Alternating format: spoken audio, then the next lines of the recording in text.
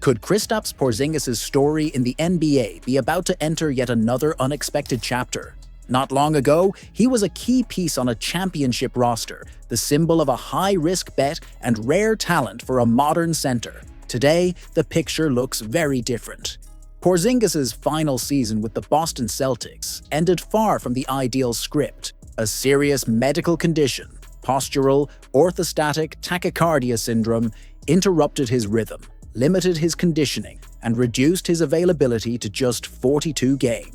The result was a team that failed to defend its title and a front office pushed into making tough decisions. Then came the summer. With Jayson Tatum dealing with a serious Achilles tendon injury and the payroll squeezing every possible move, Brad Stevens did what few expected. Porzingis was traded to the Atlanta Hawks, a move seen less as a basketball choice and more as a financial necessity. But did Atlanta really find the solution it was looking for? The early months suggest otherwise. So far, Porzingis has appeared in only 13 of the Hawks' 27 games. The promise of stability has turned into doubt. The hope of immediate impact has given way to concern. And in the middle of all this uncertainty, one factor changes everything. The February 5th trade deadline is getting closer. This is where the key information ties all the dots together. In a report published on December 15th, journalist Mark Stein revealed that any meaningful move made by the Hawks during the season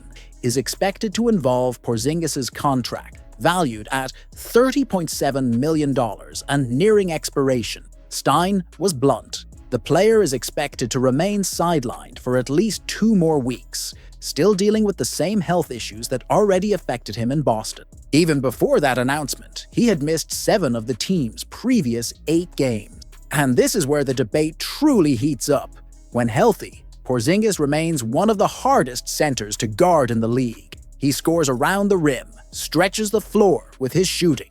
The answer starts in the paint, and it is not a comfortable one. Right now, the roster simply does not have enough reliable big men to sustain a solid rotation.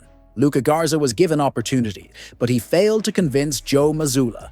The internal assessment is clear. His defensive limitations weighed heavily. As a result, he lost minutes, lost the coaching staff's trust, and left a very visible hole on the bench. When you look at the roster without emotion, only Neemias Queta remains as a true physical presence in the middle of the paint. That is not enough, especially for a team thinking about the playoffs, tactical adjustments, and high-intensity games. In an Eastern Conference that is becoming more physical every year, ignoring this issue can be costly, and the front office knows it. It is within this context that a name emerges that, at first glance, may seem under the radar, but carries significant weight when examined more closely. Kevon Looney, a 2-time NBA champion, a player who understands what big games are, what pressure feels like, and how to execute without glamour. The suggestion came from Jack Simone of Hardwood Houdini, and it fits the Celtics' current logic.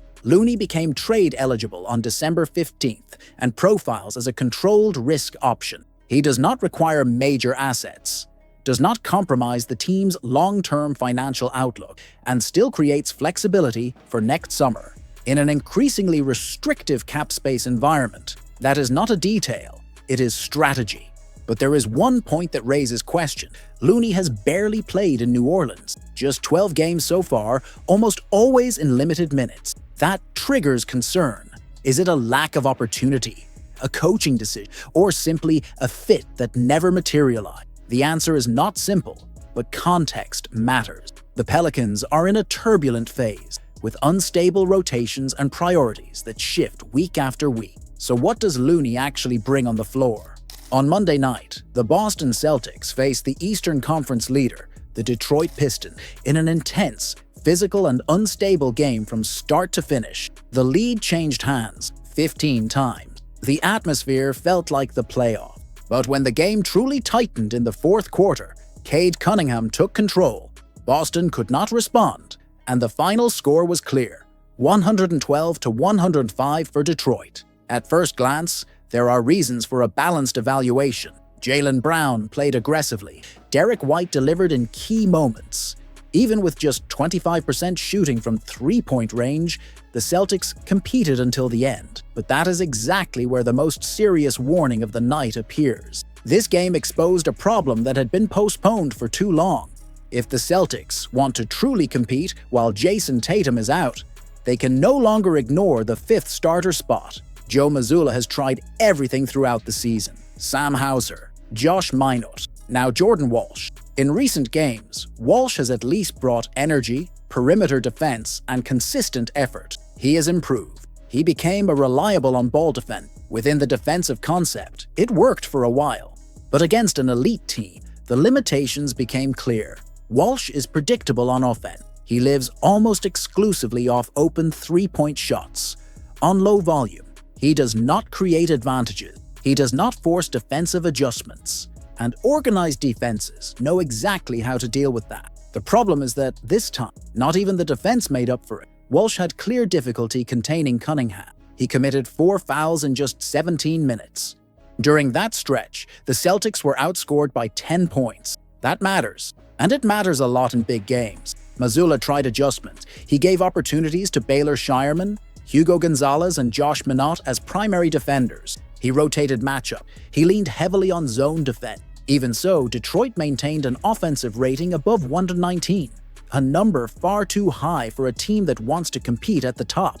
This is where the context that changes everything comes in. With less than 2 months left before the trade deadline, the expectation is clear. Boston will closely monitor any opportunity to reinforce the paint. The departure of Kristaps Porzingis and the farewell of Al Horford left a technical and structural void that did not go unnoticed by the front office. The question is simple.